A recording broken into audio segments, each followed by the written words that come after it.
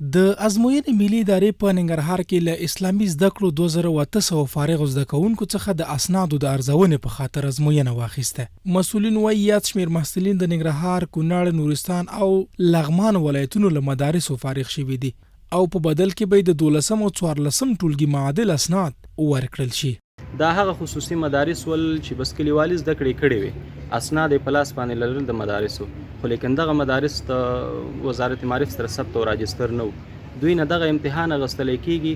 دغه امتحان چې واخیستلی شي د دې نه وروسته د دوی دغه اسناد ارزیابي کېږي او معادل د 12 یا 14 ګرځول کېږي. اسلامي امارت ماشاءالله په دې زده کړو هېڅ وخت نه ده ننګویه، هېڅ ممانعت نه لري او په دې زده کړو باندې ډېر خوشحاله کېږي او کم زنانه او ناس طبقه چې ده هېڅ هم نه ورسېدلې.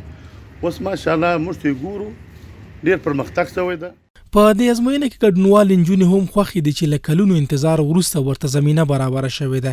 دوی له اسلامي امارت څخه غوښتنه کوي چې ورته د لوړو زده کړو زمینه برابره کړي.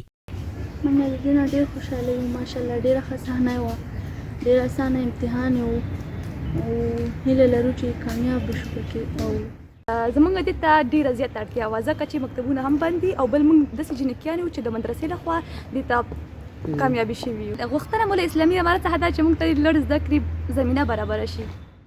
د دې ازموینې ګډونوالې په داسې مهال له اسلامي امارت څخه د لوړو زده کړو غوښتنه کوي چې اوس مهال په ټول هېواد کې د نجونو پر مخ له 6 ټولګي پورته ښوونځي تړلي دي او لا معلومه نه ده چې کله به پرانیستل شي.